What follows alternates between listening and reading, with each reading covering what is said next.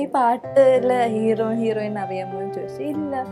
ഞാൻ ഇത്രയും വർഷം ഞാൻ ഇങ്ങനെ പുറകെ നടന്നിട്ടും തിരിച്ചു പറയാത്തൊരു സാധനം ഞാൻ എക്സ്പെക്ട് ചെയ്യാതിരിക്കുന്ന സമയത്ത് ഇങ്ങനെ പറയുമ്പോ സത്യാണോ? എന്നെ പോലെ ആൾക്കാർക്ക് പാസ്പോർട്ട് ഒന്നും വേണ്ട, ഞാൻ പോയി ചിരിച്ചണിച്ചാൽ മതി, അവരെന്നെ കയറ്റി വിട്ടോളൂ.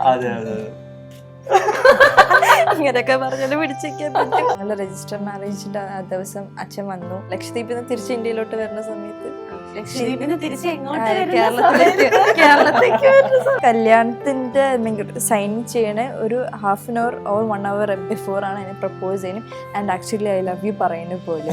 നാളെ ഇതേപോലെ ഒരു സംഭവം ഒരാൾക്ക് വരുമ്പോ അവർക്ക് ഇതൊരു എടുത്തുചാട്ടം അല്ലെങ്കിൽ എന്തെങ്കിലും ഒരു നെഗറ്റീവ് വരാതിരിക്കാനെങ്കിലും ഞങ്ങളുടെ ലൈഫ് ഒരു എക്സാമ്പിൾ ആവണം എന്നൊരു ആഗ്രഹമുണ്ട്. Hello everyone. സോ നമ്മളുടെ ഇന്നത്തെ അതിഥികളായി എത്തിയിരിക്കുന്നത് നമ്മുടെ മിനി സ്ക്രീൻ പ്രേക്ഷകർക്ക് ഏറെ പ്രിയപ്പെട്ട 2 താരങ്ങളാണ്. നമ്മുടെ ന്യൂലി വെഡ്സ് ആയ Salman and Megha. Welcome. Thank you. First of all, congratulations and happy married life. Thank you so much. Actually ഇവരുടെ ഒരു കാര്യം എനിക്ക് പറയാനുള്ളത് വെച്ചാൽ എൻ്റെ ഷൂട്ട് നടക്കുകയായിരുന്നു. അപ്പൊ ഞാൻ ഇങ്ങനെ ലൊക്കേഷനിൽ ഇരിക്കുമ്പോൾ രാവിലെ നമ്മുടെ കൺട്രോളർ വന്നിട്ട് അറിഞ്ഞോ മിഴി 2-ലെയും നായകനും നായികയും കല്യാണം കഴിച്ചു എന്ന് പറഞ്ഞപ്പോൾ അപ്പൊ ഞാനിങ്ങനെ ഇത് ഞാൻ ഫസ്റ്റ് കേൾക്കുന്ന കാര്യം ഇതാണ്. പിന്നെ നോക്കുമ്പോൾ ലൊക്കേഷനിൽ ഫുൾ ഇങ്ങനെ ഭയങ്കര ചർച്ചാ വിഷയം, അങ്ങോട്ടും ഇങ്ങോട്ടും സംസാരിക്കുന്നു. ഒരുപാട് ആൾക്കാർ ഇങ്ങനെയൊക്കെ തന്നെ അറിഞ്ഞത്. ഞങ്ങളെ അനൗൺസ് ചെയ്തതിന് ശേഷമാണ് എല്ലാവരും ഇത് അറിഞ്ഞു വന്നുകൊണ്ടിരുന്നത്. അങ്ങനെ കുറച്ചൊരു സീക്രട്ട് പരിപാടീസ് ആയിരുന്നു. അതെ, പക്ഷെ ഞങ്ങളുടെ ലൊക്കേഷനിൽ ഞങ്ങൾ അറിഞ്ഞ അടുത്ത ദിവസം നിങ്ങൾ വീഡിയോ ഇട്ടെ ഞങ്ങൾ അറിഞ്ഞു. ഫോട്ടോ ഉണ്ടല്ലോ പറയണ്ടേ ഫസ്റ്റ് ഞങ്ങൾ. അല്ല, ഫോട്ടോ ഇടുന്നതിന് മുന്നേ ഞങ്ങൾ അറിഞ്ഞു. മറ്റേ നോട്ടീസ് ബോർഡ് ആയിരിക്കും, അതൊന്നും എനിക്കറിയില്ല. നമ്മുടെ ലൈക് ഇത് അറിഞ്ഞ അടുത്ത ദിവസമാണ് നിങ്ങളുടെ വീഡിയോ വരുന്നത്. അത് ഞാനിങ്ങനെ ശ്രദ്ധിച്ചായിരുന്നു. ആക്ച്വലി മറ്റേ രജിസ്റ്റർ മാരേജിന്റെ നോട്ടീസ് ബോർഡ് അത് കുറച്ച് ചെറുതായിട്ടൊന്ന് ലീക്ക് ആയിട്ടുണ്ടായിരുന്നു. നമുക്കിപ്പോ ഒളിച്ചു വെക്കാനൊന്നും അല്ലല്ലോ. അല്ല, ആക്ച്വലി ഞങ്ങള് പ്രോപ്പർ ആയിട്ട് ഒരു പരിപാടിയൊക്കെ വെച്ച് അനൗൺസ് ചെയ്യാൻ അങ്ങനത്തെ പ്ലാനിലായിരുന്നു. രജിസ്റ്റർ കഴിഞ്ഞാലും അനൗൺസ് ചെയ്യാൻ. പക്ഷെ അതിന് മുമ്പേ കയ്യിൽ നിന്ന് പോയി. അതങ്ങനെയാണ്, നമ്മൾ എത്ര പ്ലാൻ ചെയ്താലും ഇതൊക്കെ ഇങ്ങനെ ആൾക്കാർ നോക്കിയിരിക്കുന്ന കാര്യങ്ങളാ. അപ്പൊ ശരിക്കും പറഞ്ഞാൽ എന്താ, നിങ്ങളുടെ ആ വീഡിയോ കണ്ടപ്പോ എനിക്ക് തോന്നുന്നു ഏറ്റവും കൂടുതൽ കമന്റ്സ് അതിന്റെ താഴെ കണ്ട സഞ്ജു ലച്ചു ഒരുമിച്ചു. ഞങ്ങൾ ആ സീരിയല് കാണുമ്പോഴെങ്കിലും വിചാരിച്ചതാണ്, അത് നടന്നില്ല, റിയൽ ലൈഫിൽ അത് നടന്നില്ല. ഒരു ഹ്യൂജ് ഫാൻ ബേസ് ഉള്ള 2 വ്യക്തികളാണ് അല്ലെ. നിങ്ങളുടെ ക്യാരക്ടർ അത്രമാത്രം അക്സെപ്റ്റഡ് ആയിരുന്നു. അപ്പോ നിങ്ങളുടെ ഒരു പ്രണയം എങ്ങനെയായിരുന്നു ഇതിന്റെ ഒരു തുടക്കം കുറിച്ചത് ഞാനാണ്. അത് ഞാൻ കണ്ടു ഓൾറെഡി. ഇപ്പം നമ്മൾ വന്ന കാര്യങ്ങളൊക്കെ കണ്ടുകൊണ്ടിരുന്നപ്പം ഓം ശാന്തി ഓശി, ഞാൻ ആ ഇന്റർവ്യൂ കാണുമ്പോഴേ ഇത് ഓം ശാന്തി ഓശാനല്ലേ. അതെ അതെ അതെ, ആ ഒരു കറക്റ്റ് ആ ഒരു ലൈനായിരുന്നു അല്ലേ. അതെ, എനിക്ക് വീട്ടിൽ കുറച്ച് ഇഷ്യൂസ് ഒക്കെ ഉണ്ടായിരുന്നു. അപ്പൊ അതിങ്ങനെ സംസാരിച്ച് എനിക്ക് കുറെ സപ്പോർട്ടും അഡ്വൈസൊക്കെ തന്ന് അങ്ങനെ മെല്ലെ മെല്ലെ ഞങ്ങൾ ക്ലോസ് ആയി വന്നതാണ്. പിന്നെ ആസ് യൂഷ്വൽ എനിക്ക് ഒരു ഇഷ്ടം തോന്നി, ഞാൻ പറഞ്ഞു, റിജക്റ്റ് ചെയ്തു. വല്ലാത്തൊരു റിജക്ഷൻ ആയി പോയി. പിന്നെ ലാസ്റ്റ് പുള്ളിക്കാരൻ തന്നെ എന്നെ പ്രപ്പോസ് ചെയ്തു. പ്രപ്പോസ് ചെയ്തത് പറയണം കാര്യം അല്ലേ. അത് പ്രപ്പോസ് ചെയ്തത് കല്യാണത്തിന്റെ സൈൻ ചെയ്യണ ഒരു half an hour or 1 hour before ആണ് എന്നെ പ്രപ്പോസ് ചെയ്യണം. And actually I love you പറയുന്ന പോലെ. അത് വേറെ ലൈക്ക് ഞാൻ പറയുമ്പോൾ like if I say like I love you എന്ന് പറയുമ്പോഴും he would say I hate you. എന്നുവെച്ചാൽ ഇഷ്ടക്കേട് കൊണ്ടല്ല, ഐ ലവ് യു എന്ന വേർഡ് പറയില്ല, ഇഷ്ടമുണ്ടെന്നാലും ഐ ഹേറ്റ് യു. അതായിരുന്നു ശരിക്കും പറഞ്ഞാൽ ഇന്നത്തെ കാലത്ത് ഇങ്ങനെ ഒരു പ്യുവർ ലവ് അല്ലെങ്കിൽ ഇത്രയും കാലം വെയിറ്റ് ചെയ്ത് 2.5 കൊല്ലം വെയിറ്റ് ചെയ്ത് ഒരാൾക്ക് വേണ്ടി ഇരിക്കുക എന്നൊക്കെ പറഞ്ഞാൽ എനിക്കറിയത്തില്ല അത് ഇപ്പൊ ഉണ്ടോന്ന്. എസ്പെഷ്യലി ഏത് ജനറേഷനാണ്, ഇപ്പോഴത്തെ ജനറേഷൻ കുട്ടിയാണിത് അല്ലേ. സൽമാൻ, യു ആർ ലക്കി അല്ലെ ഇങ്ങനെ ഒരാളെ കിട്ടാൻ. ആക്ച്വലി ഞാൻ അതാണ് പറഞ്ഞത്. ആ പുള്ളിക്കാരത്തി ആദ്യം പറയുന്ന സമയത്ത് ഞാൻ മുമ്പ് പറഞ്ഞ പോലെ ഇത് ഒരു ആദ്യം തോന്നിയ ഒരു അട്രാക്ഷൻ ആയിരിക്കും. ഇത് പറഞ്ഞല്ലോ, പുള്ളിക്കാർക്ക് കുറച്ച് പ്രശ്നങ്ങളും കാര്യങ്ങളൊക്കെ. അപ്പം അതിന് കൊടുക്കുന്ന ഒരു സപ്പോർട്ടിന് നമ്മൾ ആ ഒരു കിട്ടാത്തൊരു സപ്പോർട്ട്, ഒരു കെയർ കൊടുക്കുമ്പം വന്ന ഒരു ഇൻഫാക്ച്വേഷനോ ഒരു അട്രാക്ഷനോ ഒക്കെ ആയിരിക്കും. അത് പോകെ പോകെ അത് അത്രയും ഉണ്ടാവില്ല. അല്ലെങ്കിൽ പുള്ളിക്കാരത്തി ബിസി ആകുമ്പോൾ അല്ലെങ്കിൽ നാളെ ഇൻഡിപെൻഡൻ്റ് ആകുന്ന സമയത്ത് എന്താവും, എങ്ങനെ പോവും, അതിനനുസരിച്ചിട്ട് നീ തീരുമാനിച്ചാൽ മതി എന്നൊക്കെ പറഞ്ഞിട്ട് അങ്ങനെ ഒരു നല്ലൊരു റെസ്പെക്ട്ഫുള്ളി ആയിട്ട് ഞാൻ ബ്ലോക്ക് ചെയ്ത് വെച്ചതാണ്. ഞാനും ലൈക്ക് ആ ഒരു അഡ്വൈസ് ആയിട്ട് ഞാൻ വിചാരിച്ചു, okay what if it's an infatuation, എനിക്ക് ശരിക്കും ഇഷ്ടമുണ്ടെങ്കിൽ അത് ലൈഫ് ലോങ് ഉണ്ടാവുമല്ലോ. So I just wait for him to say yes. കാരണം പിന്നീട് ചിന്തിക്കരുതല്ലോ ഒരു ഇപ്പം ഒരുപാട് ആൾക്കാർ പറയുന്ന പോലെ എടുത്ത് ചാട്ടായി പോയി. അതെ, അത് ഒരു പക്ഷെ നിങ്ങൾ ഇപ്പൊ പറയുന്നത് വളരെ നന്നായിരിക്കും. ഒത്തിരി ആൾക്കാര് ആദ്യം പറയുന്ന ഒരു കാര്യമായിരിക്കും, ഓ അത് ആ പ്രായത്തിലെ എടുത്തുചാട്ടമാണ് എന്നുള്ളത്. അപ്പം അതിനൊരു ഉത്തരാണ് സൽമാൻ ഇപ്പൊ പറഞ്ഞത്. അങ്ങനെ ഒരുപാട് കമന്റ്സ് വന്നിട്ടുണ്ട്. അത് എന്താ പറയാ, അഭിപ്രായമൊക്കെ ആർക്കും പറയാം, പ്രശ്നമൊന്നുമില്ല. പക്ഷെ ഭയങ്കര ജഡ്ജ്മെന്റലായിട്ട് ഒരു പ്രജുഡ്യൂസ് ടൈപ്പ് പറയുമ്പോൾ ചില സമയത്ത് കാണുമ്പോൾ ചില സങ്കടങ്ങളൊക്കെ ഉണ്ടാവും. പക്ഷെ ഞാൻ മുമ്പ് പറഞ്ഞ പോലെ പുള്ളിക്കാരത്തെ എല്ലാം പോസിറ്റീവായിട്ട് എടുക്കുന്ന ഒരാളാണ്. കാരണം ഞങ്ങൾക്കിപ്പോ തെളിയിച്ചു തരാൻ കയ്യിലൊന്നുമില്ല, ഇനി ജീവിച്ച് സന്തോഷിച്ച് കാണിക്കാനല്ല. അത് വേറെ സത്യമായിട്ട് ആരെയും തെളിയിക്കേണ്ട കാര്യം എന്നല്ല പറയണേ. എന്നാലും നാളെ ഇതേപോലെ ഒരു സംഭവം ഒരാൾക്ക് വരുമ്പോ അവർക്ക് ഇതൊരു എടുത്തുചാട്ടം അല്ലെങ്കിൽ എന്തെങ്കിലും ഒരു നെഗറ്റീവ് വരാതിരിക്കാനെങ്കിലും ഞങ്ങളുടെ ലൈഫ് ഒരു എക്സാമ്പിൾ ആവണം എന്നൊരു ആഗ്രഹമാണ്. അപ്പൊ എങ്ങനെയാണ് സൽമാനോടുള്ള ഒരു പ്രണയം ഫസ്റ്റ് ആയിട്ട് തോന്നിയത്? ഇപ്പൊ പറഞ്ഞു, കാര്യങ്ങളൊക്കെ പറഞ്ഞു. ഫസ്റ്റ് മീറ്റ് ചെയ്തത് ആ ഒരു കാര്യങ്ങളൊക്കെ ഒന്ന് പറയാമോ? ഫസ്റ്റ് മീറ്റ് ചെയ്തത് ലൈക്ക് ഞങ്ങള് സെറ്റിലാണ്. അപ്പൊ വി വർ ജസ്റ്റ് ഫ്രണ്ട്സ്. ഞങ്ങൾ കമ്മ്യൂണിക്കേറ്റ് ചെയ്ത് തുടങ്ങുന്നുണ്ടായിരുന്നുള്ളൂ. പിന്നെ പോകെയാണ് ഓരോ കാര്യങ്ങൾ ചോദിച്ച് മനസ്സിലാക്കി ഇതായത്. പിന്നെ എൻ്റെ ഇഷ്ടം പറഞ്ഞത് എൻ്റെ ബർത്ത്ഡേയുടെ അന്നാണ്. അന്ന് തന്നെ എന്നെ റിജക്റ്റും ചെയ്തു.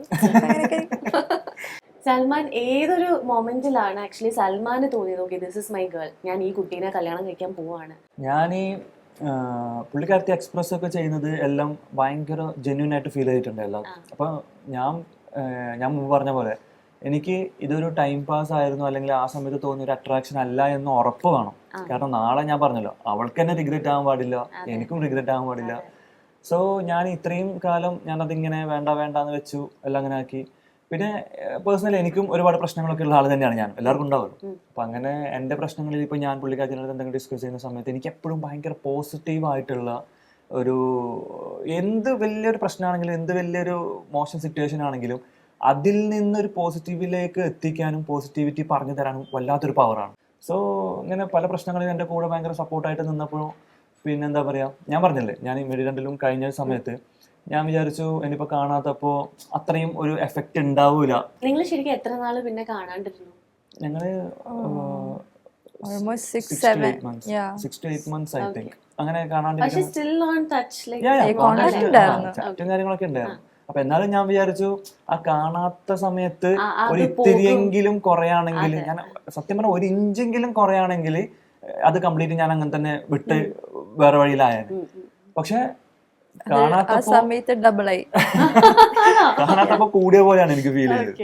അപ്പൊ ഞാനിങ്ങനെ നോക്കി, ഓക്കെ അതിന് ഒരു എന്താ പറയാ, ഒരു സ്റ്റാൻഡേർഡ്, ഒരു എന്താ പറയാ, ഒരു ഭയങ്കര ജെന്യൂനിറ്റി, ഒരു സ്റ്റാൻഡേർഡ്, ഒരു സിൻസിയറിറ്റി ഒക്കെ ഫീൽ ചെയ്തപ്പം ഏതോ സത്യം പറഞ്ഞാൽ ഏതോ ഒരു മൊമെന്റിൽ ഞാൻ അങ്ങോട്ട് ഡിസൈഡ് ചെയ്തിട്ട് പോലും ഞാൻ പുള്ളിക്കാരത്തിൻ്റെ അടുത്ത് പറഞ്ഞില്ല.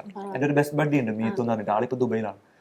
ഞാൻ നേരെ സ്ട്രെയിറ്റ് ആയിട്ട് പുള്ളിക്കാരൻ്റെ അടുത്താണ് ഞാൻ പറയുന്നത്, എടാ ഐ ആം ഗോണ മാരി ഹർ, ഇതാണ്. അപ്പൊ അവന്റെ അടുത്തും ഞാനിങ്ങനെ, അതായത് നമ്മളിപ്പോ ഒരു ബെസ്റ്റ് ബഡ്ഡീൻ്റെ അടുത്ത് ചർച്ച ചെയ്യുമ്പോൾ എടാ ഇങ്ങനെ ഉണ്ട്, ഞാൻ എന്താ ചെയ്യേണ്ടത്, കഴിക്കണോ കല്യാണം കഴിക്കണോ വേണ്ടേ എന്നൊക്കെ ഇങ്ങനെ ഒരു ചർച്ച ഉണ്ടാവൂലേ, അതുപോലുമല്ല. ഞങ്ങളിങ്ങനെ നോർമലി ഞാനും മീത്തും എല്ലാ ദിവസവും സംസാരിക്കുന്നതാണ്.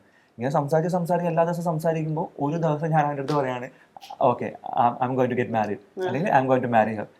അപ്പോൾ അവനക്ക് അറിയാം, ഇവിടെ ഓൾറെഡി അറിയാം, എൻ്റെ അവനക്കും അറിയാം. അപ്പോൾ he already knows like okay നല്ല കുട്ടിയാണ്, അങ്ങനത്തെ ഒരു ഇതൊക്കെ അറിയാം. അപ്പൊ അവൻ അങ്ങനെ ഭയങ്കര സർപ്രൈസ്ഡ് ഒന്നും ആയിട്ടില്ല, എന്നാലും സർപ്രൈസ്ഡ് ആയി. കാരണം സത്യം പറഞ്ഞാൽ അതിന് മുമ്പ് കുറെ ലോങ് ബാക്ക് ഞാനൊരു ബ്രേക്കപ്പ് ഒക്കെ കഴിഞ്ഞിട്ട് ഞാനിങ്ങനെ ഒരു സിഗ്മ അടിച്ച് സിംഗിളായിട്ട് ഇനി കല്യാണമൊന്നും വേണ്ട, self love, travel, trip, money making എന്നൊക്കെ പറഞ്ഞിട്ട് ഇങ്ങനെ ഫുള്ള് പ്ലാൻ ചെയ്തോണ്ടിരിക്കുകയായിരുന്നു. അപ്പോ ഇവനും ഈ മീത്തും എന്നെ ഒരുപാട് നിർബന്ധിച്ചിട്ടുണ്ട്, എന്റെ വീട്ടുകാരൊക്കെ പറയുന്ന സമയത്ത് കല്യാണം. അപ്പൊ ഞാനിങ്ങനെ അവനെ ഫയർ ചെയ്യും, പിന്നെ ആ കാര്യം പറഞ്ഞ് ഞാൻ നിന്റെ അടുത്ത് സംസാരിക്കില്ല, കട്ട് ചെയ്യുന്നൊക്കെ പറഞ്ഞിട്ട്. ഞാൻ സത്യം പറഞ്ഞാൽ വീട്ടിൽ പോക്ക് പോലും കുറവാണ്. ഈ ഒരു ഞങ്ങൾ 5 മക്കളാണ്, അതിൽ 5ാമനാണ് ഞാൻ, ലാസ്റ്റ് ആണ് ഞാൻ. അപ്പൊ ഞാൻ മാത്രമേ ഇന്ന് കല്യാണം കഴിക്കാൻ ബാക്കിയുള്ളൂ. അപ്പൊ അതിന്റെ ഒരു പ്രഷറും പ്രശ്നങ്ങളൊക്കെ വീട്ടിലുള്ളതുകൊണ്ട് സത്യം പറഞ്ഞാൽ ഞാൻ വീട്ടിൽ പോക്കും കുറവാണ്. പോയാൽ തന്നെ 1-2 ദിവസം നിന്നിട്ട് ഉമ്മച്ചിന്റെ കൂടെ നിന്ന് സോപ്പിട്ട് ഉമ്മച്ചിന്റെ ഫുഡൊക്കെ അടിച്ച് ഞാൻ തിരിച്ചു വരും. അതൊക്കെ പോയി കാണും, അധികം നിൽക്കൂല. കാരണം നിൽക്കുമ്പോൾ ഈ ടോപ്പിക്കാണ് വരും, കല്യാണ ടോപ്പിക് വരും. ഫോൺ വിളിച്ചിട്ട് സംസാരിക്കുമ്പോൾ നല്ല രീതിയിൽ ഉമ്മച്ചിന്റെ സംസാരിച്ച് ലാസ്റ്റ് കല്യാണ ടോപ്പിക് ആകുമ്പോൾ നൈസായിട്ട് ഉമ്മ ഇച്ചിരി ബിസിയാണ്, ഞാൻ തിരിച്ചു വിളിക്കാൻ തന്നെ മുങ്ങാം. വീട്ടിൽ നിന്നാകുമ്പോൾ ഫേസ് ടു ഫേസ് സംസാരിക്കുമ്പോൾ മുങ്ങാൻ പറ്റില്ല. അപ്പോൾ അങ്ങനെ ഞാനിങ്ങനെ ബാക്ക് ഫയർ ഒക്കെ മീത്തു ഇപ്പം അത് പറയുകയാണെങ്കിലും ഞാൻ തിരിച്ചു പറയും ഇങ്ങനെ കല്യാണം കഴിക്കും. പിന്നെ എൻ്റെ ഒരു ഇക്കാണ്ട് ഇവിടെ, സഫീർ ഖാൻ അഡ്വക്കേറ്റ്, പുള്ളിക്കാരനും എപ്പോഴും എന്നോട് പറയും ലൈഫ് ഒരു ആളൊക്കെ ഒരു പാർട്ട്ണറൊക്കെ വേണം ലൈഫ്, അങ്ങനെ ഭയങ്കര അഡ്വൈസ് ഒക്കെ ആയിരുന്നു. അപ്പൊ ഞാൻ പുള്ളിക്കാരൻ അഡ്വൈസ് ചെയ്യുന്ന മൂടാണെങ്കിൽ പുള്ളിക്കാരൻ്റെ അടുത്ത് ഞാൻ പോകും, പിന്നെ കാണാൻ വിളിച്ചാൽ കാണാൻ പോകില്ല. ഇങ്ങനെയൊക്കെ നിൽക്കണം ഞാൻ. ഒരു മൊമെന്റില് ഞാൻ മീത്തുവിന്റെ അടുത്ത് പറയാണ് കല്യാണം കഴിക്കാൻ പോകണം. അപ്പൊ അവൻ ആയെങ്കിലും അവൻ ഹാപ്പി ആണ്, കാരണം അവൻ ഓൾറെഡി മാരീഡ് ആണ്.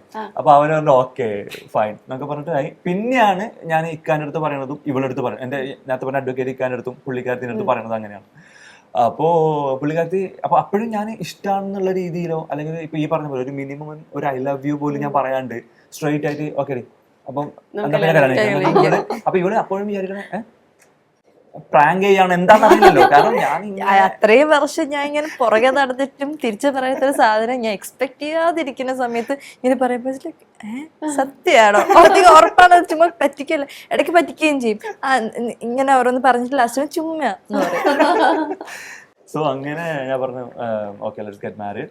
അപ്പം എനിക്ക് ഞാൻ പറഞ്ഞല്ലോ എനിക്ക് ഭയങ്കര പ്യൂർ ആയിട്ട് സിൻസിയർ ആയിട്ട് തോന്നി. പിന്നെ ഇത് നഷ്ടപ്പെടുത്താൻ തോന്നിയില്ല. So just went to marriage.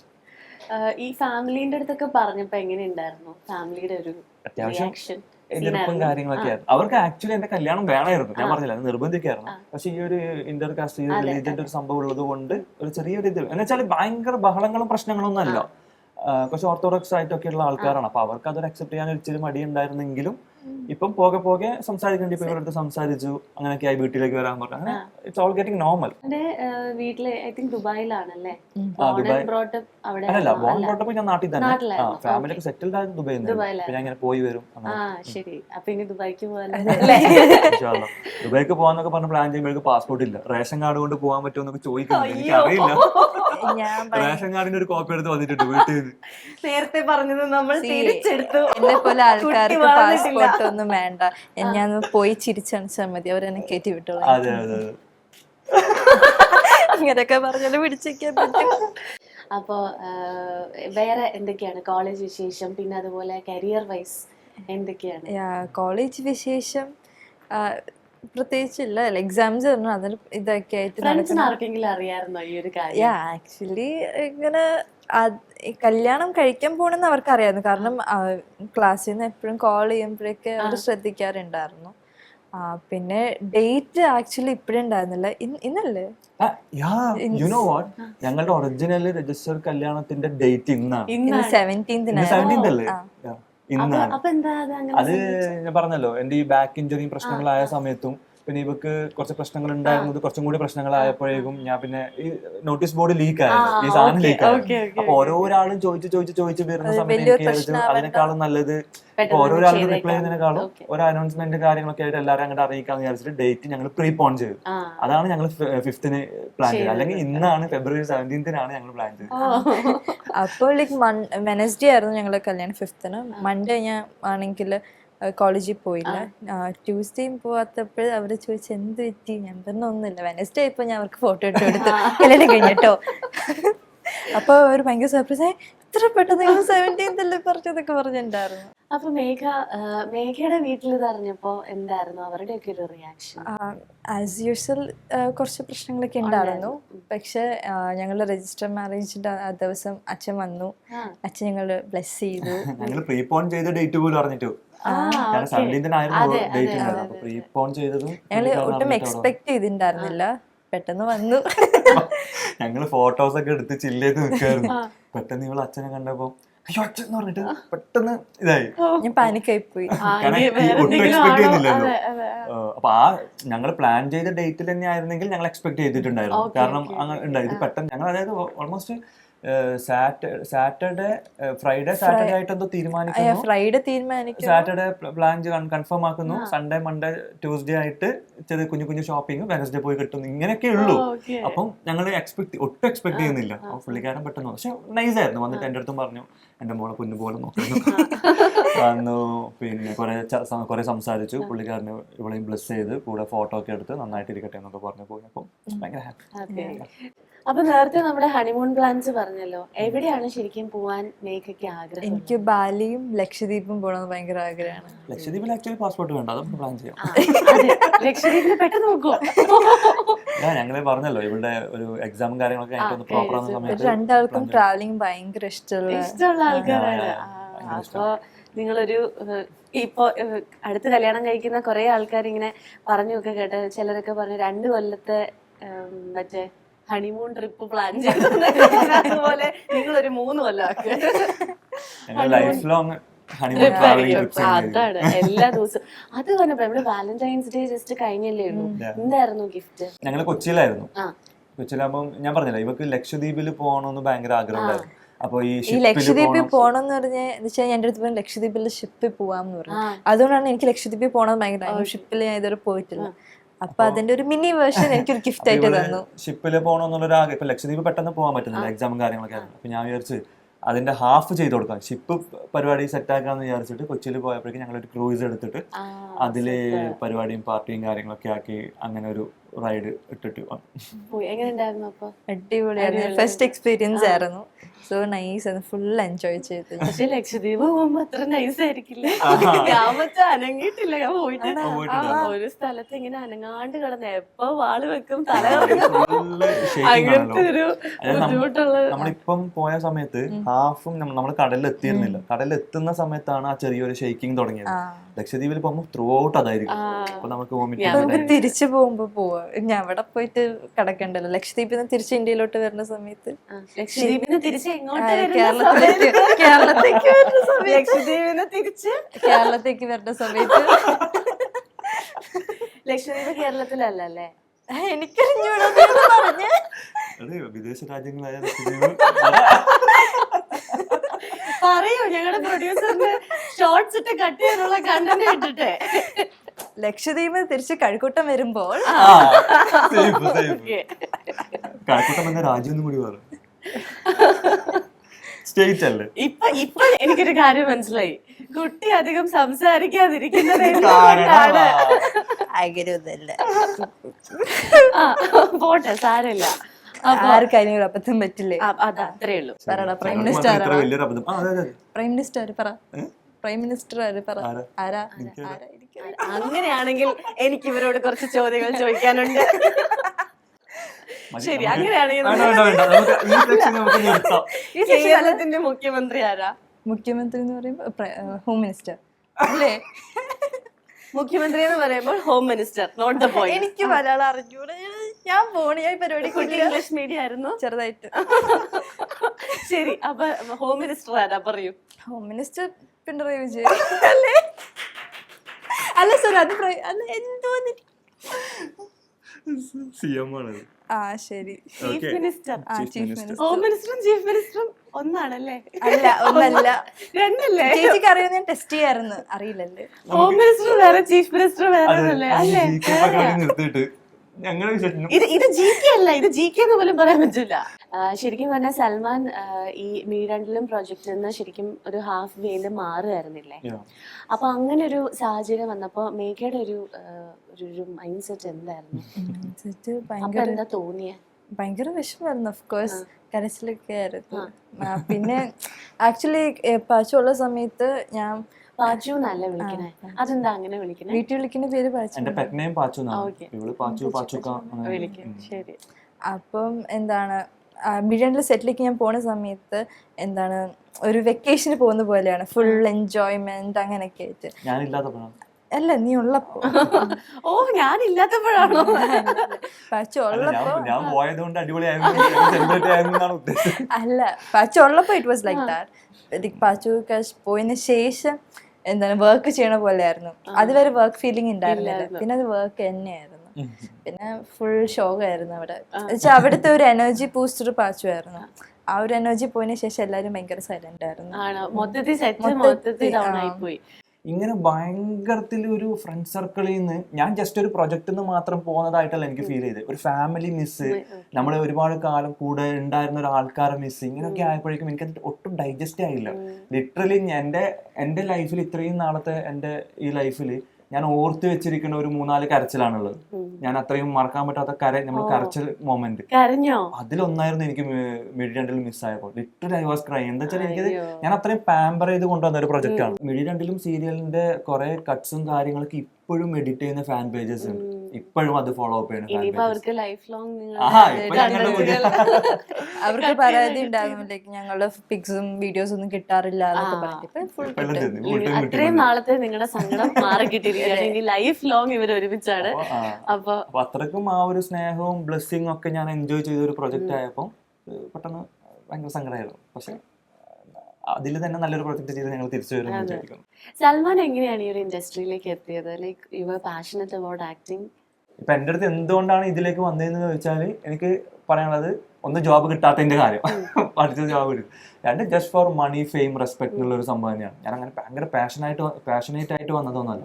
പക്ഷെ സത്യം പറഞ്ഞാൽ ഞാൻ പല ഓഡീഷൻസ് അറ്റൻഡ് ചെയ്യുന്ന സമയത്ത് അപ്പോഴാണ് ഞാൻ ഇതിന്റെ വലിപ്പവും ഇത് എത്രത്തോളം വലിയൊരു കാര്യമാണെന്നുള്ളത് ഞാൻ തിരിച്ചറിയുന്നത്. കാരണം എന്താ വെച്ചാൽ ഞാൻ അവിടെ പോയിട്ട് പരിചയപ്പെടുന്ന ഓരോരോ ആൾക്കാരും 4 വർഷവും 5 വർഷവും 6 വർഷമൊക്കെ ഒരു ചാൻസിന് വേണ്ടിയിട്ട് വരുന്ന ആൾക്കാരെ കണ്ടപ്പോൾ അപ്പോഴാണ് ഇതിന്റെ ഒരു വലിപ്പം ഞാൻ തിരിച്ചറിയുന്നത്. കാരണം എനിക്കിത് പറഞ്ഞു തരാനോ എനിക്കൊരു സപ്പോർട്ട് ചെയ്യാനോ എൻ്റെ ബാക്കിൽ ആരും ഉണ്ടായിരുന്നില്ല. വെറും 0 എന്ന് തുടങ്ങിയതോ.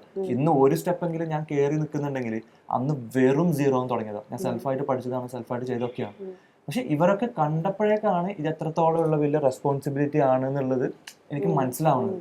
ആ ടൈമിൽ കണ്ടിട്ടുണ്ടോ ടിവിയിലെ സൽമാനെ? കണ്ടിട്ടില്ല. ബാലതാരമായിട്ട് ഈ കുട്ടീനെ കണ്ടിട്ടുണ്ടോ? ഇല്ല, കണ്ടിട്ടില്ല. അപ്പൊ നിങ്ങൾക്ക് പറഞ്ഞു വെച്ചിട്ടുണ്ട്. ഞാന് മറ്റേ ഒരു പാട്ടുണ്ടല്ലോ, ഒരു അല്ലാ ഇവൾ എന്റെ പെണ്ണാകണി എന്ന് മറ്റൊരു പാട്ട് വിനീത് ശ്രീനിവാസൻ ചേട്ടൻ പാടിയ ഒരു പാട്ടുണ്ട്. അതെന്റെ ഒരു one of the favourite song ആയിരുന്നു. പക്ഷെ അതിൽ ഉള്ള ആളാണ് ഇയാളെന്ന് ഞാൻ പിന്നെയാണ് അറിയുന്നത്. സോങ് ഒരു മൂവിയുടെ ആ മൂവിയുടെ ഹീറോയിൻ ഞാനായിട്ടാണ് ചെയ്തത്. അതെയോ? ആ പാട്ട് ഭയങ്കര ഫേവറേറ്റ് ആയിരുന്നു. പക്ഷെ ആ പുള്ളിക്കാരിയാണ് ഈ പുള്ളിക്കാരി ഞാൻ അറിയില്ലായിരുന്നു. പിന്നെയാണ് ഞാൻ ചെയ്തതാണത്. ഇൻസ്റ്റ പോസ്റ്റില് നോക്കിയപ്പോഴത്തേക്കും നീസിന്റെ ഒരു വീഡിയോ എടുത്തിട്ട് ഇങ്ങനെ ഈ പാട്ട് ആഡ് ചെയ്തിട്ടുണ്ട്.